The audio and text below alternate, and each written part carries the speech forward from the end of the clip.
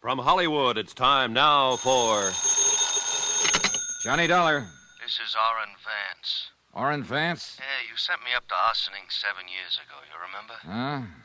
Oh, yes, I think I do. You know, I thought a lot about coming out and killing you, Dollar. Mm-hmm. But instead, I'm going to do you a favor. Yeah? Yeah.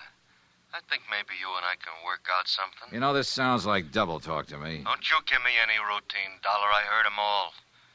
I'm calling you with information about the Todd case. Todd? I don't remember. Well, look it up. It cost your company $75,000. Hey. Hello? Vance?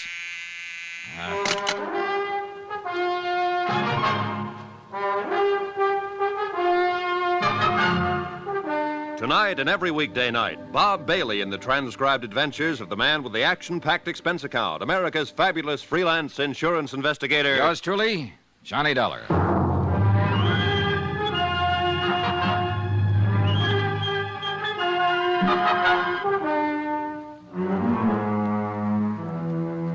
Expense account submitted by Special Investigator Johnny Dollar to Four State Insurance Company, Wilmington, Delaware. Attention, Mr. Don Freed, Chief Investigator, Claims Division. Since your office authorized me to conduct certain inquiries based on new information supplied by Orrin Vance, I am billing you accordingly. The following is an accounting of expenditures during my investigation of the Todd matter. Expense account item 1, $1.85. One phone call to Don Freed in Wilmington, Delaware to discuss the burglary that had occurred 6 months before in the Long Island home of Norman Todd. The case was a complete stalemate. The police and the insurance investigators had been unable to locate the thieves or trace any of the loot, which included jewelry, silver, and wearing apparel that had been taken from the residence. I requested Don to forward whatever details they had, along with an accurate list of the stolen items and complete descriptions.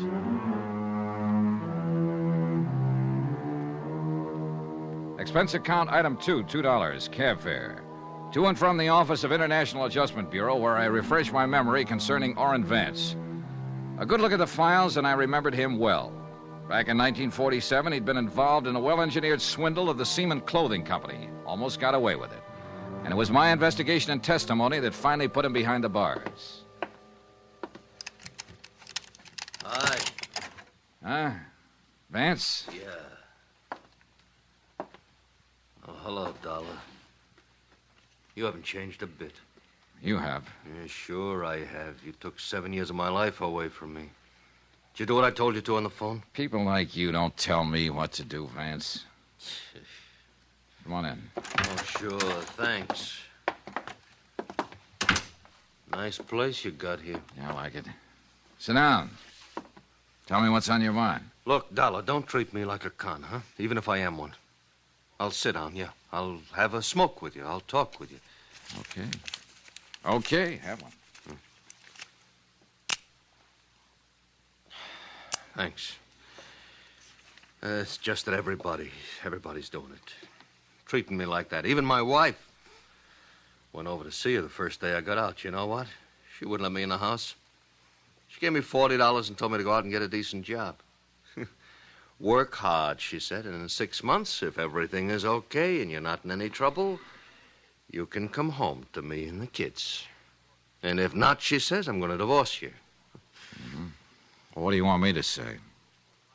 Offer me a seat. Invite me to sit down. I'm a human being, too. Sure. Thanks again. Well? Well, I thought about it a lot.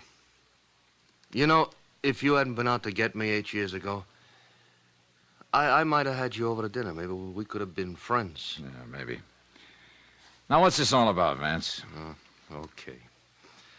I can't get a job. I'll have to go in business for myself. I need a stake. That's why I called you. Go on. Now, did you do like I asked you to? Look up the Todd case? I called Wilmington about it. There's nothing new happening. I'm happening. That's something new. And I can help. For a price. All right, go on. But I want my name out of the picture. Could you fix that? Probably. But I'd have to talk to the police sooner or later. All I'm asking is your promise to keep my name out of it. Otherwise, it's no go. Well, tell me something about it before I make any promises, Vance. Fair enough. You got a list of the stolen items? Not yet. Won't be here until tomorrow. Now, when it gets here, you'll find it was a mink coat in that lot. I think most of it was jewelry, but it was a mink coat, labeled from Zellerback Furs in New York. And the inside lining carried this serial number, 27356. All right. Take it easy, Vance. Expense account item 3, $2.50. Another long-distance phone call to Wilmington and Don Freed, who verified that the serial numbers furnished by Orrin Vance fitted those in the stolen mink coat. I explained how I'd come about the information at hand, leaving out any mention of names. Freed talked with his boss and phoned me back a half an hour later. You can go ahead and work on it, Dollar. There's a $5,000 reward posted. $5,000? We'll split it between you and your friend, if anything worthwhile turns up. Okay? Suppose it's nothing. Okay. Swindle sheet 2. Right. Okay, Vance. You're in business. How does it work? You tell me where the coat is and who has it, and I'll handle it from there. If it turns out to be anything, you'll get paid for it. All I've had so far is talk. I'll tell you where the coat is and who has it, but before I do that, you give me a check. What? A check for $2,500. You date it 2 days from now. That'll give you a chance to look into it and see if I know what I'm talking about. And you can stop payment any time within 2 days if my tip doesn't work out. Mm-hmm. On the other hand, I'll have the check and bye-bye. Where to? Homewood, Indiana. My plane leaves in an hour. I may want you around for some questions. No, I'll give you the tip. That's all. You ask somebody else the questions. Well? Okay. What's the matter? You afraid? Sure. Haven't you noticed? I'm a stool pitcher.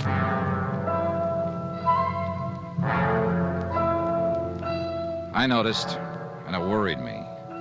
But I arranged for him to have the post-dated check in return, for which he gave me a name and an address. Gloria Tierney, 1231 East 57th Street, New York City. Expense account item 4, $3, cab fare to the airport. I saw Orrin Vance off on a westbound plane to Indiana. 45 minutes later, I boarded Flight 37 for New York. Expense account item 5, $18.85. The cost of getting me from Hartford to New York. I checked in at the New Weston and went directly to the Metropolitan Police Station, where I asked if Gloria Tierney had a record. A check in the police files revealed that she was not listed. About 7 o'clock, I had a bite to eat, and then I walked over to the 57th Street address, a small apartment building.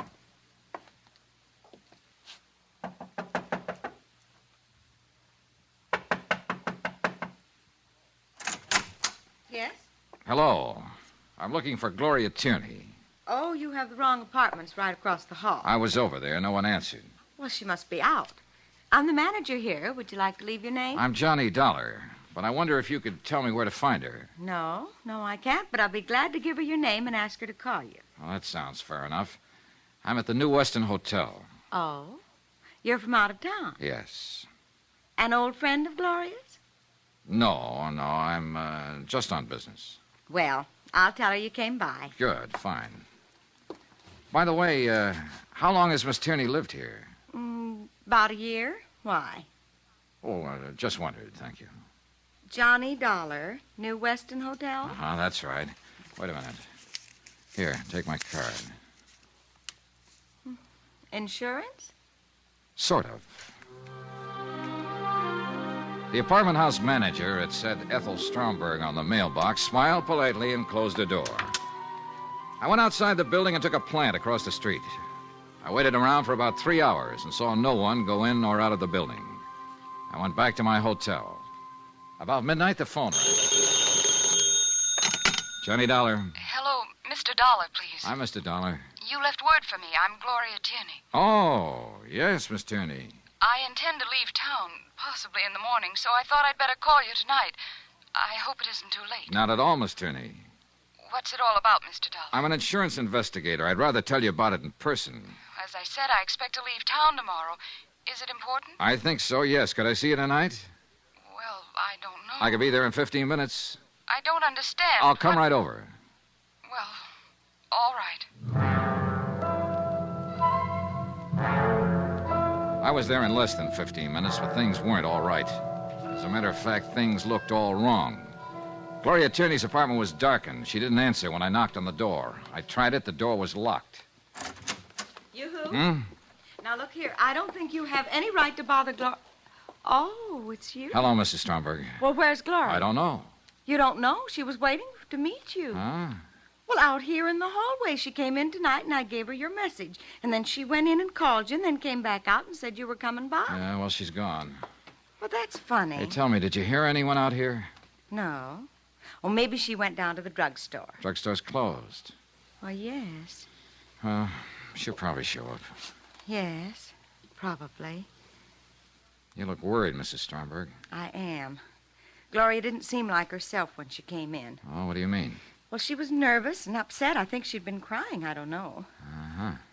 Oh, I hope she's all right. Yeah, so do I. You're sure she isn't outside waiting for you? No, I didn't see any. Well, I'll look again. Do you see her? Not a soul. Had she been drinking? No, of course not. What was she wearing, Mrs. Stromberg? Oh, she had her coat on. Her mink coat? Yes. Well, how'd you know about her mink coat? A friend of mine. I'll take a look around out here. All right. Oh, wait a minute. I'll come with you. You know, of course, she might have Hey, gone... wait a second. Look, is that Gloria? Why, yes, I think so. Something's wrong with her. Yes. The girl crossing the street in the mink coat weaved slightly from side to side. As I got close to her, I could see she was a pretty girl in her late 20s, blonde hair, dark eyes. She hardly looked up as I came up to her, just stopped and stood there, weaving slightly. Miss Tierney? Yes. Well, can I help you? I'm Johnny Dollar. Please. Well, come on, we better go inside. Yes. What is it? He struck me. He what? He struck me. And I... Oh, Mr. Dollar. There, come on. Careful now. Sure. Oh, Easy. Easy now. thank you. Thank you very much. You okay? Yes. Look out! That car! What? That car! No! All 3 slugs had hit her, and she fell back into my arms. By the time I could reach for it and get my gun out, the black Cadillac and whoever was driving it were out of sight around the corner. And there'd been no light on the rear license plate. Oh. Easy now, easy. Mr. Dollar, those were shots. What... Mr. Dollar. Call the police, quick. But I... Yes, right away. You know, let's see if we can... Mr. Dollar.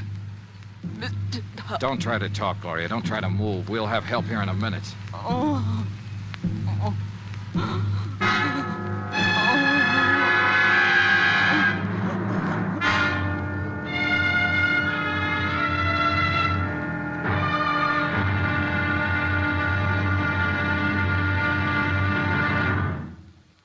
There'll be another intriguing episode in our story of the Todd matter tomorrow. Tomorrow, the same old business of murder, but with a brand new twist.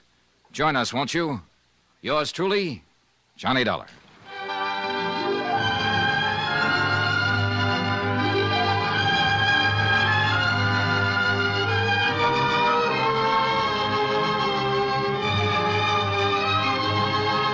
Yours truly, Johnny Dollar, starring Bob Bailey, is transcribed in Hollywood. Written by John Dawson, it is produced and directed by Jack Johnstone.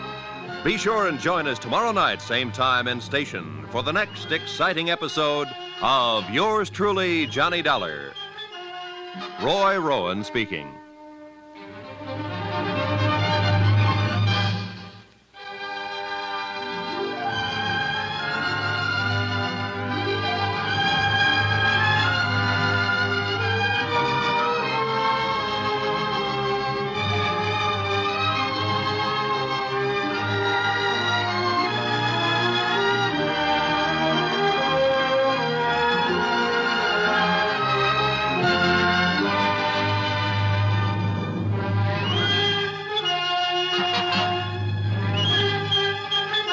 Thank you.